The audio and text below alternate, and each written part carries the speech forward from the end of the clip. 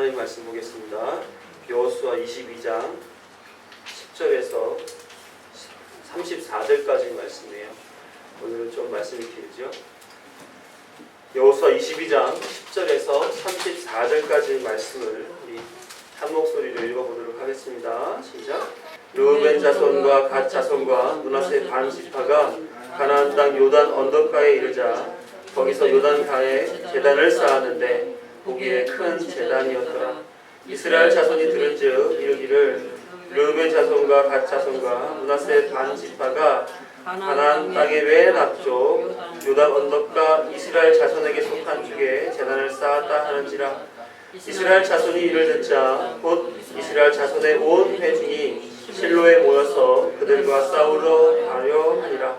이스라엘 자손이 제사장 엘르아살의 아들 비느하스를 길르앗 땅으로 보내어 르우벤 자손과 갓 자손과 므낫세 반 지파를 보게 하되 이스라엘 각 지파에서 한 지도자씩 10 지도자들을 그와 함께하게 하니 그들은 각기 그들의 조상들의 가문의 수령으로서 이스라엘 중에서 천부장들이라. 그들이 길르앗 땅에서 이르되 르우벤 자손과 갓 자손과 므낫세 반 지파에게 나아가서 그들에게 말하여 이르되 여호와의 온 회중이 말하기를 너희가 어찌하여 이스라엘 하나님께 범죄하여 오늘 여호와를 따르는 데서 돌아서서 너희를 위하여 제단을 쌓아 너희가 오늘 여호와께 거역하고자 하느냐. 오랜 제약으로 말미암아 여호와의 회중에 재앙이 내렸으나 오늘까지 우리가 그 죄에서 정결함을 받지 못하였거늘 그 죄악이 우리에게 부족해서 오늘 너희가 돌이켜 여호와를 따르지 아니하려고 하느냐. 너희가 오늘 여호와를 배역하면 내일은 그가 이스라엘 온 회중에게 진노하시리라. 그런데 너희의 소유지가 만일 깨끗하지 아니하거든 여호와의 성막이 있는 여호와의 소유지로 건너와 우리 중에 소유지를 나누어 가질 것이니라. 오직 우리 하나님 여호와의 제단 외에 다른 제단을 쌓음으로 거역하지 말며 우리에게도 거역하지 말라. 세라의 아들 아간이 온전히 바친 물건에 대하여 범죄함으로 이스라엘 온 회중에 진노가 임하지 아니하였느냐. 그의 죄악으로 멸망한 자가 그 한 사람만이 아니었느니라 하니라. 르우벤 자손과 갓 자손과 므낫세 반 지파가 이스라엘 천천의 수령들에게 대답하여 이르되 전능하신 자 하나님 여호와 전능하신 자 하나님 여호와께서 아시나니 이스라엘도 장차 아니라 이 일이 만일 여호와를 거역함이거나 범죄함이거든 주께서 오늘 우리를 구원하지 마시옵소서.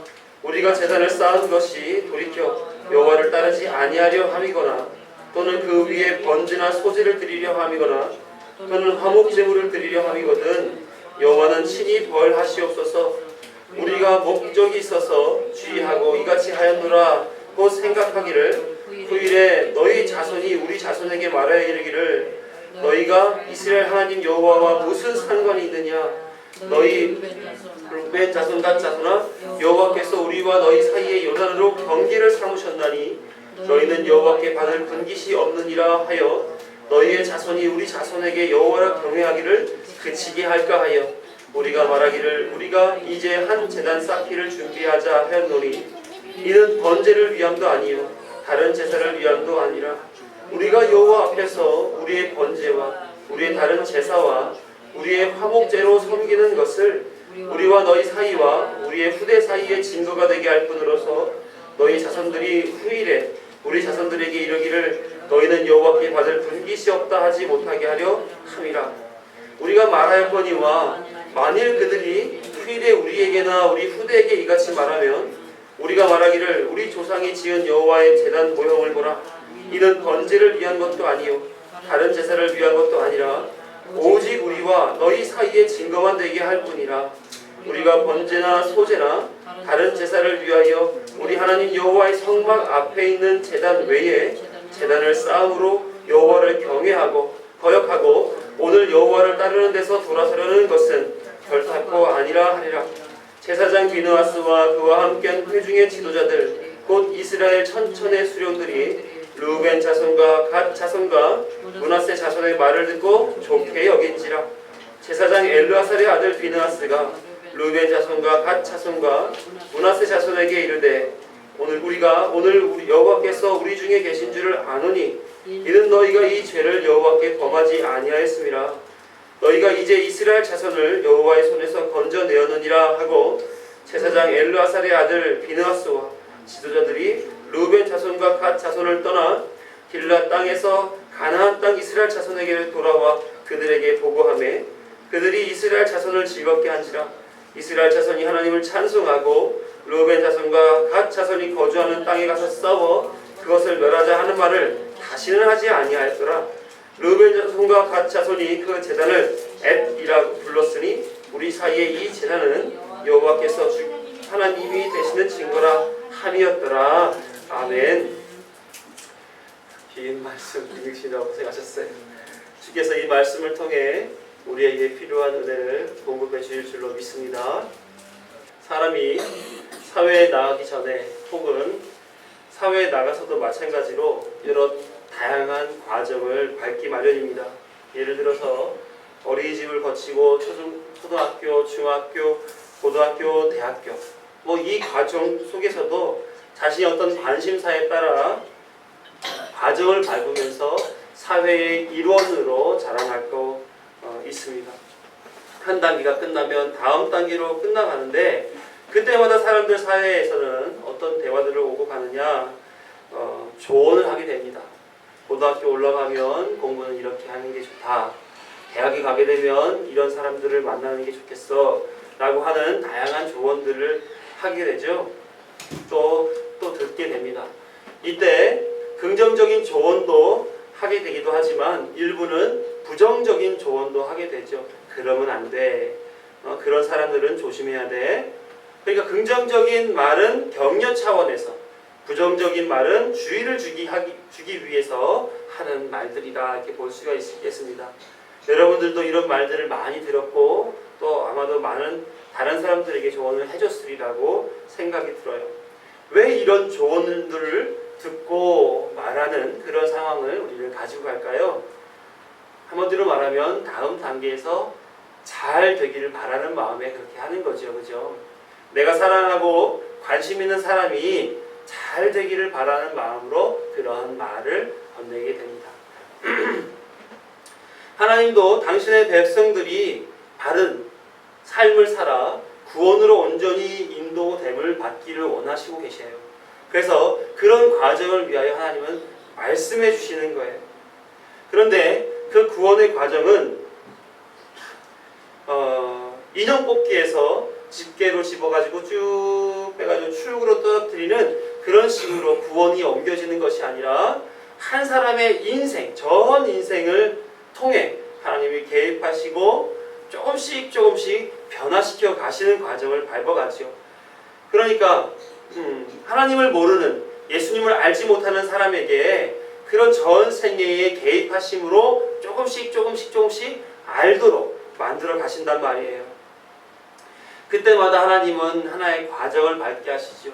그리고 과정이 시작되고 마무리될 때마다 하나님은 한마디씩 더 나은 단계를 밟아가는 데 있어서의 필요한 말씀을 주신단 말이에요. 아브라함은 갈대아 우르에서 우상 신상을 만들어 파는 데라의 아들로 컸습니다. 그에게도 하나님은 부름의 말씀이 있었던 것을 기억하시죠? 모세도 이스라엘 백성들이 애굽 사람들로부터 많은 핍박을 받았을 때 그들에게 자기 생각으로 해를 끼쳤다가 쫓김을 당하게 됐지만 나중에 하나님께서는 그를 부르게 됩니다. 부를 때에도 어떻게 됩니까? 말씀이 있었던 것을 우리는 기억해요. 출애굽하여 시내산 아래에 있는 이스라엘 백성들에게 하나님께서는 율법, 하나님 말씀을 기록해 주신 율법을 주셨고 가나안으로 들어올 때에도 여호수아에게 담대하라 하는 하나님의 말씀을 주시게 됩니다. 오늘도 하나님이 이스라엘 백성들에게 각자 자신의 새로운 어떤 과정을 밟기 시작하는 그때에 맞춰 하나님께서 중요한 사건을 상기시키는 그런 일을 벌이게 됩니다. 말하자면 새로운 과정을 시작하는 이스라엘에게 주시는 아주 중요한 그런 하나님의 명령의 말씀이라 이렇게 여겨져요. 오늘 본문이 너무 이제 34절, 35절, 25절 정도 되니까 엄청 긴데 요약해서 잠깐 말씀드리면서 함께 나누도록 할게요. 이제 기업의 분배가 다 끝나서 요단강 동편에 기업을 얻은 루벤, 갓, 므낫세 반지파가 돌아가려고 그래요. 이제는 하나님께서 여호수아에게 명령하시고 그가 이끄는 이스라엘이 아니라 각 지파로 기업으로 받은 땅에서 각자 도생해야 하는 그때가 된 것입니다. 그러니까 여호수아가 이끄는 공동체에서 이제는 12개의 지파로 구분되어서 각자 도생하는 그런 시기가 되었단 말이에요. 그러니까 하나님이 직접 다스리는 상황이었는데 이제는 레위 지파를 통해서 지도를 받고 살아가야 하는 그런 때가 되었습니다. 그러면은 하나님 통제를 받았을 때는 하나님이라고 하는 분의 어떤 신적 권위에 의하여 굴복할 수밖에 없었지만, 야, 엊그제만 하더라도 너랑 나랑 같이 전쟁 나갔었고 너랑 나랑 같이 반소해서 밥 먹었었고 그랬는데 이제 내가 너 말을 따라야 되니? 라고 얘기할 수 있는, 어떻게 보면 동급의 어떤 레위 지파와 다른 지파들이 한데 이루어 레위 지파의 지도를 받고 살아가야 되니 이것이 얼마나 어려운 일이 되겠어요. 하나님께서는 그런 상황에서 한 가지 요구하시며 말씀을 주신 거다, 이런 말이에요. 부모가 집에서 자녀를 훈육할 때에는 사실 자녀들에게는 자유롭다고 여겨지지 않습니다. 왜요? 부모가 통제를 하니까 그렇죠. 저녁 통금 시간을 주고 용돈을 주면서도 계획성 있게 사용하라고 얘기를 합니다. 그러니까 늘 항상 부모 슬하에서 통제받고 뭔가 내가 자유롭게 할 수 없는 그런 뭔가가 있다는 그 사실을 알면서 그것을 가지고 살아가는 거죠. 늘 부모의 말씀에 신경을 써야 되는 겁니다. 그런데 어떤 때는 우연히 이제 부모님이 출타하시고 여행 가시고 뭐 해서 자녀들만 남을 때가 있어요. 그때는 부모의 통제로부터 자유롭게 되지요. 그런데 자유롭게 되어서 자기가 하고 싶은 대로 시간을 보내게 됩니다. 공부해야 될 시간에 공부하지 않고 게임하기도 하고, 집에 들어와야 할 시간에 친구들과 어울려서 밤늦게까지 딴짓을 할 때도 있고, 다양한 하나님 부모가 원하지 아니한 그런 모습으로 살아가기까지 됩니다. 그래서 부모에게 신경을 써요, 안 써요? 별로 신경 안 씁니다. 그런 문제를 해결하기 위해서 부모님들은 규칙을 주잖아요. 큰형이나 누나에게 권위를 위임해 줍니다. 야, 얘들아, 형 말 잘 들어야 돼. 누나 말 잘 들어. 그리고 저녁에 전화해. 몇 가지 이렇게 아이들끼리 있을 때에 물러나 있을 수 있는 그런 일들, 그것에 대한 규칙을 정해주기도 하죠. 자, 하나님께서는 그런 방편들을 만들어 놓으신 거예요. 여호수아로부터 이렇게 지도를 받고 살아갔던 거기서 부모로부터 받은 것과 같이. 그런데 그게 이제 분산이 되다 보니까 레위 지파, 큰형님한테 말 잘 들어, 큰누나 말 잘 들어 라는 식으로 했습니다. 그런데 형제들 간에 그것이 잘 진행됩니까? 아무리 권위를 위임해줘도 잘 되지 않잖아요. 그렇죠? 하나님은 그런 사회 안에 다 좋다, 인정해주마. 하지만 한 가지는 반드시 지켜야 된다라고 얘기하면서 오늘의 그런 메시지들을 만들어가는 겁니다. 하나님이 가장 중요시 여기는 것을 깨닫게 하시기 위하여 상황을 만들어가는 거죠. 이것만큼은 지켜야 돼라는 거예요. 그것을 어떤 식으로? 루벤, 갓, 므낫세 반지파가 요단을 넘기 전에 제단을 쌓는 형식으로 그것을 기억되게 만들었단 말입니다. 기억되게. 자, 당시 제단은 이스라엘 가장 중심부인 실로에 있었습니다. 그곳에서 하나님의 통치를 받아 전 이스라엘을 다스렸던 거예요. 남은 9지파와 반지파는 하나님의 다스림에 시작한 곳은 한 곳이어야 된다는 생각을 가지고 있었습니다. 그런데 이 2지파 반이 다른 곳에 자기들 마음대로 제단을 쌓았던 거죠. 이 소식을 듣게 된 9개 반지파는 화가 나게 되었습니다. 어떻게 제단을 임의대로 쌓을 수가 있나? 자기들을 위해서 하나님께 범죄했다, 이렇게 생각을 했었습니다. 그래서 전쟁을 불사하더라도 이를 꼭 막아야 된다라는 생각을 갖게 된 거죠. 그 얘기를 보니까 11절에 이렇게 있습니다. 이스라엘 자손이 들은즉, 이것은 하나님으로부터 무슨 계시를 받았다거나 아니면 성령의 충만함으로 그것을 이렇게 할 수 있는 것이 아니라, 그렇게 내용을 하나님으로부터 들었던 것이 아니라 소문에 의하여 들은 거예요. 그러다 보니까 그 속에서 무엇을 생각하기 마련이냐, 자기 생각, 자기 판단 속에서 이것은 하나의 제단에서 한 분 하나님을 섬겨야 되는 우리 민족이 두 개의 제단으로 갈리며 하나님을 온전히 섬기지 못할 수 있는 일로 바뀌어가는 것 같으네 라고 하는 자기 기준에 의한 판단으로서 이 일은 막아야 된다, 이렇게 결정을 내린 거란 말입니다. 그래서 전쟁을 해야 되겠다라는 마음을 가진 9개 반지파가 뭉치게 되었고, 거기서 대표적으로 비느하스, 제사장 엘르아살의 아들 비느하스와 남은 9개 반지파의 대표로 한 사람씩 총 11명이 모여서 이 르우벤 가치파로 향해 나아가게 되었습니다. 그러다 보니까 이 사람들의 책임은 막중하죠. 하나님의 뜻을 모든 두 지파의 공통적으로 오해가 없이 문제를 하나님 뜻으로 말미암아 풀어야 되기 때문에 이들에게 굉장히 중요한 사명이 주어지게 된 것이에요. 비느하스는 이제 두 지파 반에게 다가갑니다. 그리고 왜 제단을 쌓았는지를 묻게 되죠. 왜 하나님께 범죄하여 모두를 심판받게 하느냐, 이렇게 질책을 하게 됩니다. 그러면서 두 가지 예를 들게 돼요. 하나는 부올의 죄악과 또 하나는 아간의 범죄입니다. 이 부올이라고 한 장소에서 벌어진 일들은 모압 자손과 또한 부올 그 지역 거주하는 그런 사람들과 이스라엘 백성들이 하나님 보시기에 경건하지 못한 일들을 그곳에서 하게 돼요. 그래서 이스라엘 백성들이 심지어는 바알을 섬기기까지 됩니다. 그러다 보니까 하나님 보시기에 심판을 당할 만한 그런 일들을 그들이 하게 된 거죠. 그곳에서 하나님은 연병을 주셔서 25,000명의 많은 사람들을 죽게 만듭니다. 그것에 대한 트라우마가 여전히 있는 거예요. 그래서 보게 되면 17절을 보게 되면 이렇게 기록하고 있죠. 부올의 제약으로 말미암아 여호와의 회중의 재앙이 내렸으나 오늘까지 우리가 그 죄에서 정결함을 받지 못하였거늘, 이렇게 말하면서 여전히 그 안에 갇혀 있음을 그들이 알 수가 있는 거예요. 또 하나의 예가 뭐냐면 20절에 있는 것처럼 세라의 아들 아간이 온전히 바친 물건에 대해 범죄함으로, 하나님은 여리고성에서 나온 모든 노력물들을 하나님께 바치라고 했는데 이 아간과 그의 가족들이 그 일부를 숨겼다가 하나님으로부터 드러나게 되어졌고, 그들은 거기서 하나님부터 심판을 받게 되지 않습니까? 이것에 대해서도 이들은 여전히 기억하고 있는 거예요.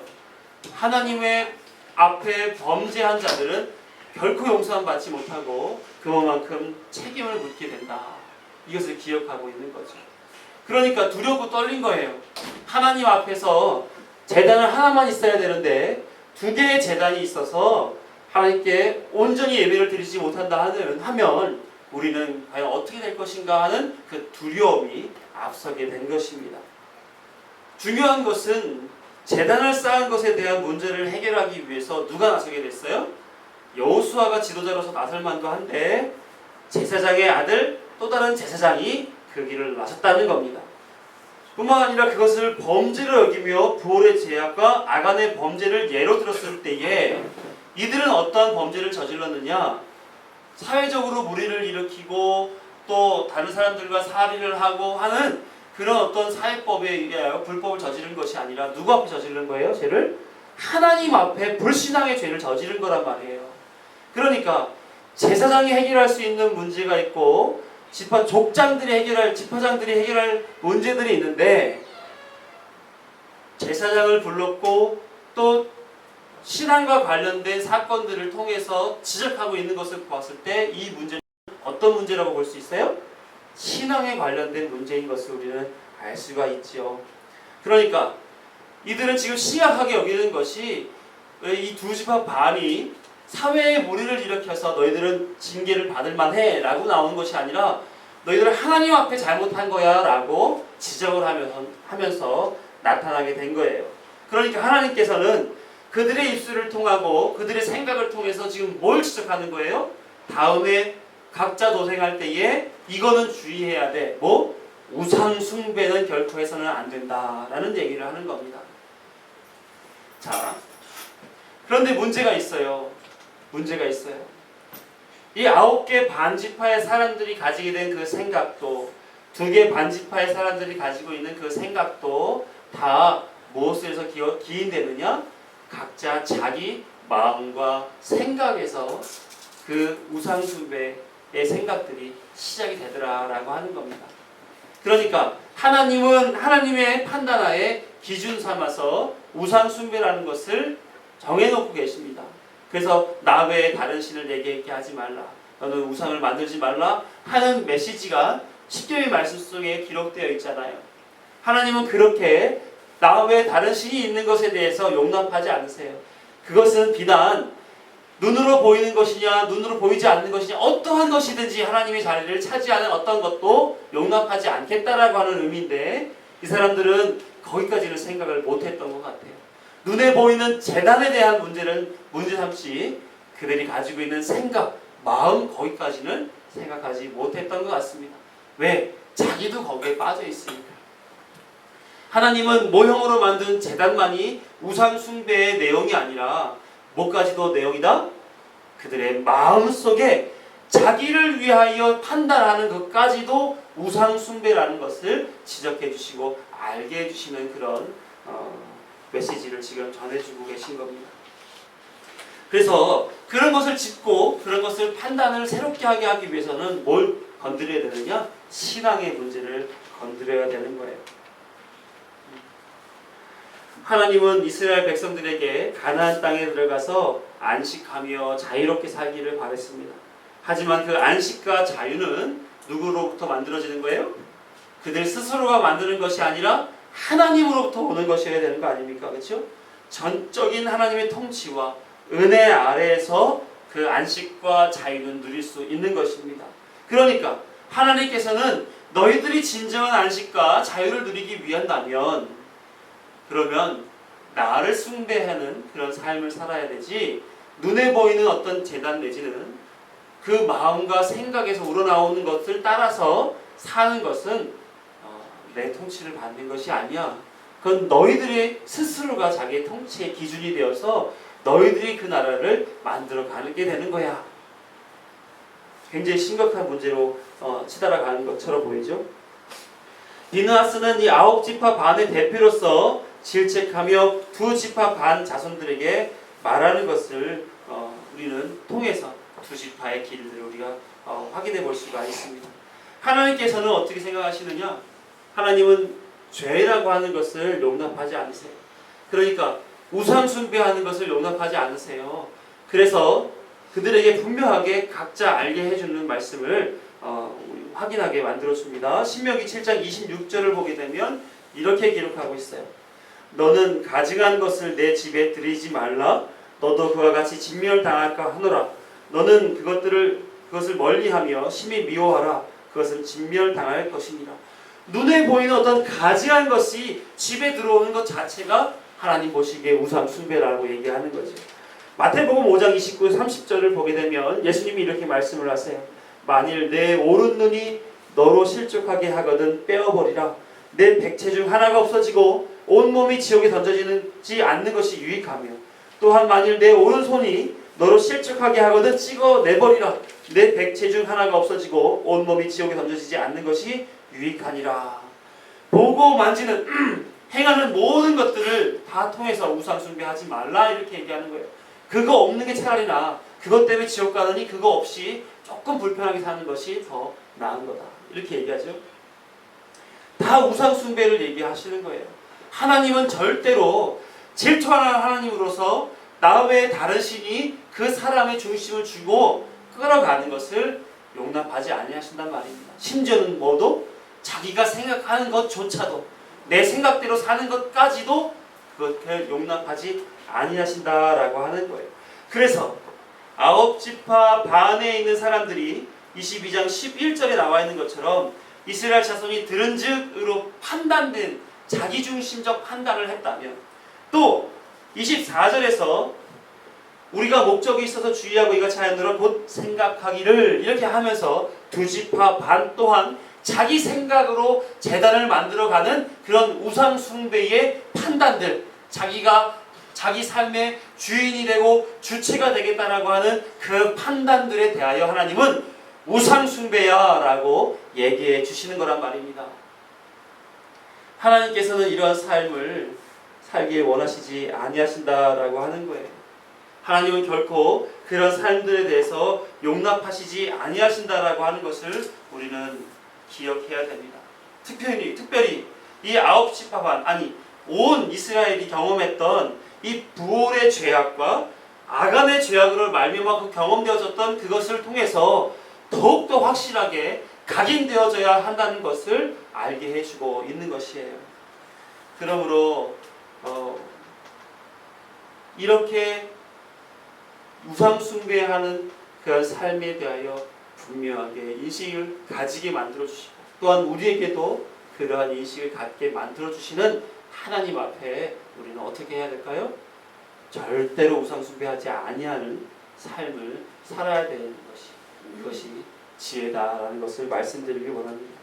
그것이 하나님이 이 시대에 각자 도생해야 되는 그때에 분명하게 각인시켜 주시는 그런 일이다라는 사실을 우리는 기억해주고, 우리의 삶 속에서도 동일하게 그와 같은 모습으로 풀어갈 텐데 나중에 다시 얘기할게요. 이들은 이 공동체 안에서 그 우상 숭배에 대한 문제를 해결하기 위하여 하나의 방식을 취했습니다. 사람의 방식은 어떨까요? 내 말을 안 들어? 내 뜻대로 안 해? 우리가 원하는 대로 하지 않았어? 라고 했었을 때 무력으로, 권력으로, 힘으로, 돈으로 그것을 억압하고 그들을 배제시키고 판단하고 하는 그런 일들을 합니다. 그런데 이들 신앙 공동체 안에서 어떤 방식으로 풀어갔어요? 하나님 주시는 말씀과 같이 서로 간에 말씀으로 오해를 풀으려는 노력을 했다는 것이 교회 안에서, 이 공동체 안에서 나타나진 모습입니다. 그런 거 있잖아요. 사람들이 교회 안에서 상처가 되고 시험이 걸리는 일들 중에 대부분이 뭡니까? 오해에 대한 문제예요. 오해에 대한 문제.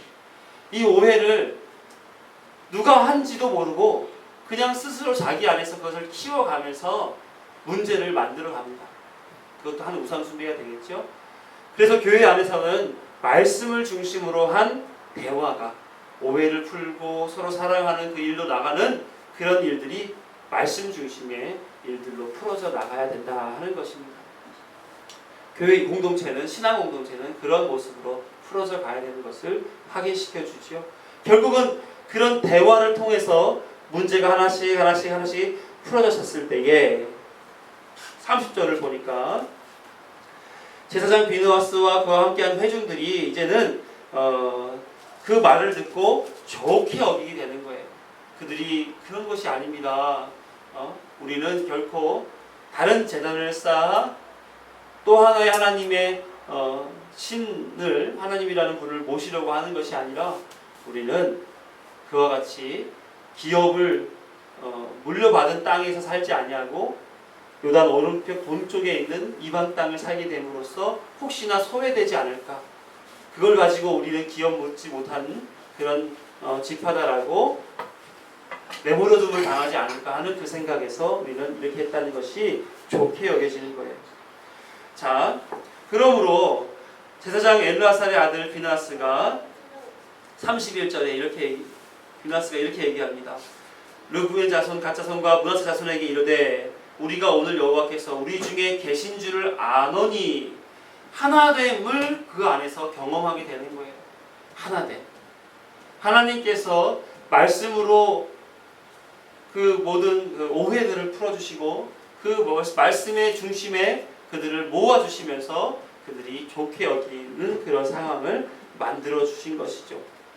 그러자 이 비느하스와 지도자들이 다시 이스라엘 백성들 회중으로 돌아와서 그 얘기를 보고하고 거기서 다시는 싸우지 말자라는 말들과 함께 하나님께 기뻐하며 찬송하게 됩니다. 자, 그래서 교회는 말이죠. 교회는 우선적으로 하나님이 이 땅에 세워주신 각자 있는 곳에서 살아가는 하나님의 어떤 이 신앙 공동체의 삶을 이렇게 보여주는 그런 모형이 바로 교회다라고 얘기할 수가 있습니다. 이들이 12지파로 구분되어서 나갔을 때 우상 숭배에 대한 지적을 받았던 것처럼 각 교회도 각 성도도 각자 그 중심 안에 마음과 생각이 우상으로 치우쳐질 수 있으므로 경계를 받아야 되는 거예요. 그것이 한 과정을 통해서 우리에게 계속해서 견고해지도록 하나님이 권면하시는 말씀인 거예요. 그러나 그것을 하기에 있어서 우리 개개인은 힘이 듭니다. 교회 안에서 그것을 하나로 대화함으로써 하나씩 만들어져 가야 되는 그런 일들도 우리에게 있다 하는 것이에요. 어떤 우상 숭배가 있을까요? 어떤 우상 숭배? 예전에 여기 어머니 목걸이에 십자가 목걸이가 있었는데 거기에 예수님 상이 달려 있었어요. 우리는 그걸 뭐라고 부릅니까? 그냥 십자가라고 얘기도 하고 하지만 그것을 가톨릭 믿는 사람들과 개신교 믿는 사람들은 달리 보죠. 가톨릭은 여전히 예수님이 날 위해 죽어주셔야 된다고 하는 것을 상징하기 위하여 이렇게 십자가에 예수님이 달려 계시고, 우리는 예수님께서 다 죽으심으로 말미암아 이루었다라고 하는 의미에서 예수님이 안 달려 계시고 십자가만 들고 다닌단 말이에요. 그런데 우리는 이걸 그냥 기념으로 가지고 있잖아요. 그죠? 우리가 신앙인이다라고 하는 것을 드러내고 기념으로 가지고 있습니다. 그런데 이것을 믿는 사람들이 있어요. 기도할 때마다 이걸 쥐고 기도하는 사람들이 있고 이것을 의지해서 기도하는 사람들이 있습니다. 가톨릭 쪽은 분명히 그렇게 하고요. 그러니까 그런 것들이 우리 삶에서 뭐가 되는 거예요? 성상이 되는 거예요. 눈에 보이는 가증한 것이 되는 겁니다. 이런 것들이 한두 가지가 아니에요. 집에 교회는 반드시 십자가가 있어야 되고 또 반드시 교회 안에서는 이런 일들이 벌어져야 된다라고 하는 것을 마치 진짜 있어야만 되는 것처럼 그렇게 그걸 해야만 되고 그걸 바라봐야 되는 것이 마땅한 신앙인으로서 해야 될 일인 것처럼 생각하는 것들이 있습니다. 그런데 그것은 다 뭐다? 어찌 보면 거기를 너무 의식하게 되면 그것은 우상 숭배가 되는 것입니다. 눈에 보이는 가증한 것을 통해서 하나님은 우상 숭배하지 말라고 얘기를 합니다. 또 하나 어떤 우상 숭배가 있어요? 마음과 생각으로 하는 우상 숭배가 있습니다. 그런 우상 숭배는 눈에 보이지 않아요. 그 속에서 판단하는 우상 숭배입니다. 예를 들어서 내가 사랑하는 것이 있어요. 우리 아이들도 그럴 수 있고 또 내 직업이 그럴 수도 있고 내 직장이 그럴 수도 있고 내가 지금 연애하는 배우자, 연인도 그럴 수 있습니다. 굉장히 소중하게 여길 수 있어요. 거기에 하나님보다 더 많은 마음을 빼앗기게 된다면 그것은 우상 숭배가 된다는 겁니다. 또 하나, 내가 판단한 그 일들을 오늘 말씀처럼 옳다고 여기고 하나님 말씀보다 더 우선시 여긴다면 그것 또한 우상 숭배가 되는 것입니다. 그러니까 우상 숭배라고 하는 것은 우리의 삶이랑 뗄 수가 없는 거예요. 가까이 있다 그러면 너무나 가까이 있는 거죠. 우리 안에 있으니까. 멀리 있다 그러면 우리가 이 형상으로 있는 것을 멀리 두면서 멀리 있다고 말할 수 있어요. 그러니까 가까우면 엄청 가까울 수 있고 멀리 있으려면 엄청 멀리 있을 수 있는 것이 바로 우리 안에 있는 우상 숭배다라는 거죠. 늘 항상 우리는 이런 의식이 있어야 됩니다. 내 안에 언제든지 우상이 있을 수 있다. 내 안에 언제든지 우상 숭배한 행위가 나타나질 수 있다.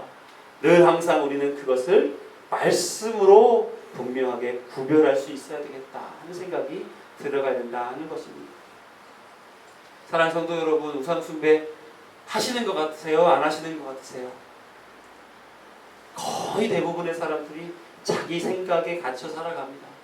하나님 말씀이 이걸 배우고 이것을 믿고 이것을 따라 살아가야 된다는 것을 알매도 불구하고 이것을 따라 살지 않습니다. 왜요? 자기 생각이 중요하니까. 나는 젊으니까 좀 더 놀다가 나는 하나님 말씀 배우는 것보다 그냥 찬송하고 예배 참석하는 게 좋아. 이런 자기 우상 숭배가 자기 신앙을 만들어가는 그런 시대에 우리가 살고 있다는 것을 생각하면서 어떻게든지 하나님이 각자 도생해야 되는 그 상황 속에서 우상 숭배하지 마라. 교회 안에서 공동체가 믿음의 말씀을, 믿음의 대화를 통해 이 문제를 풀어가야 된다라고 하는 메시지를 준 것과 같이 우리 삶에도 우리 삶에 가까이에 있는 이 우상 숭배의 문제들 이제는 구별함으로써, 또한 말씀으로 교회 안에서 해결해 감으로써 하나하나 내 삶에 다른 신앙을 가지고 살아가야지 하는 그런 의식을 가지게 되어야 된다 하는 것입니다. 그때에 34절을 보니까 같이 읽어볼게요. 34절만 시작. 루벤 자손과 갓 자손이 그 제단을 엣이라 불렀으니 우리 사이에 이 제단은 여호와께서 하나님이 되시는 증거라 함이었더라. 어떤 결론입니까? 어떤 결론이에요? 하나님께서 유일하신 하나님 되신다는 거예요. 다른 신들은 없다는 거예요. 다른 신들은 없다는 거예요. 그러니까 이쪽 요단 동편과 이쪽 요단 서편에 있는 사람들 모두의 하나님이 되신다라고 하는 증표 속에선 이분만이 신이시고 다른 우상은 하나도 존재하지 않아야 된다라고 하는 그런 증거로서 거기에 이름이 엣이라고 불려진 것입니다. 신약 성경에서 보게 되면 이 문제에 대한 것들을 얼마나 많이 기록해 놨는지 몰라요. 로마서 1장 18절을 보면 하나님의 진노가 불의로 진리를 막는 사람들의 모든 경건하지 않음과 불의에 대하여 하늘로부터 나타나니 이렇게 얘기하면서 이 땅엔 불의가 있게 된 거예요. 그 영혼을 훼손시키는 다른 말씀이 있다는 거죠. 그것은 우상 숭배인 거예요. 다른 말씀을 하나님의 말씀보다 더 여기고 위로 여기고 그것을 따라 살아가는 거예요.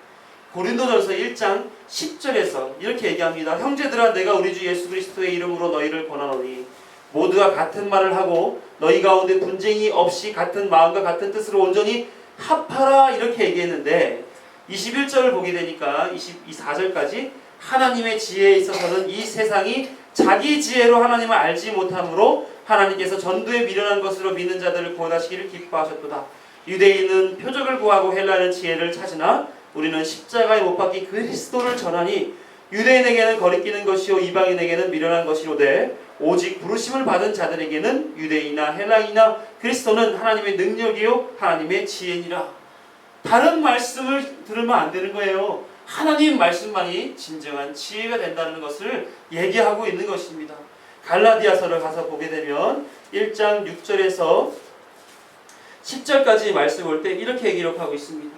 그리스도의 은혜로 너희를 부르신 이를 이같이 속히 떠나 다른 복음을 따르는 것을 내가 이상하게 여기느라.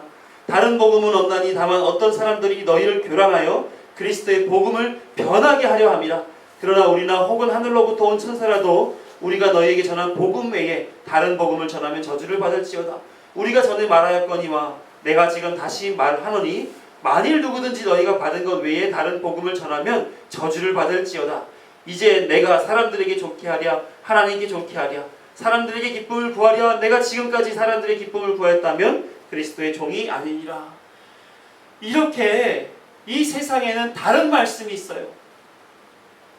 내가 바른 판단을 하지 못하도록 우상 숭배하도록 이끌어가는 다른 말들이 있단 말입니다. 이 말들이 이 세상에 너무나 많죠. 이단들이 다 그렇지 않습니까? 사회가 그렇지 않습니까? 철학이 그렇지 않습니까? 과학이 그렇지 않습니까? 이 세상엔 다 다른 복음으로 우리의 생각을 주장하게 만들어가는 그런 일들이 지금 벌어지고 있는 거예요. 그래서 과학에 오랫동안 따라 살았던 사람들은 과학에서 다 증명할 수 있다고 하는 식으로 과학을 신봉하고 살아갑니다. 또 철학을 하는 사람들은 아무리 좋은 얘기들을 믿음의 얘기들을 한다 할지라도 그 철학에 사로잡혀서 세상 지식 그 이상 하나님의 지식을 받아들일 생각을 하질 않아요. 그걸 또 다 분석하고 다 연구해서 막 이렇게 진행하려고 합니다. 그러니까 하나님 말씀이 들어갈 수가 없는 거죠. 이단의 얘기는 두말할 것도 없고요. 그래서 이 시대에는 각자 자기가 가지고 있는 우상 숭배 이것에 대하여 특별히 자기 안에서의 구별되기 위한 자기 수고가 있어야 된다는 것을 우리 기억해야 됩니다. 나도 모르게 우상 숭배자가 된다니까. 나도 모르게 하나님을 거역하는 자가 돼요. 눈에 보이는 것 안 했다고 해서 우상 숭배를 안 했다는 게 아니라 그 마음이 조금만 그쪽으로 돌아간다 하더라도 하나님 보시기에는 우상 숭배라고 하는 그 사실을 우리 기억해야 됩니다. 이러기 위해서 우리 어떻게 해야 될까요? 더 확고한 말씀으로 우리를 세워가야 될 줄로 믿습니다. 하나님이 보실 때 어떠한 것이 우상 숭배냐, 어떤 것이 하나님을 거룩히 섬기는 일이냐에 대한 분별을 할 수 있는 말씀의 견고함이 우리 안에 있어야만이 우리는 더 이상 우상 숭배하지 아니하는 삶을 살아갈 수가 있는 거죠. 아무리 자식이 이쁘다 할지라도 하나님보다 더 귀하지 않습니다.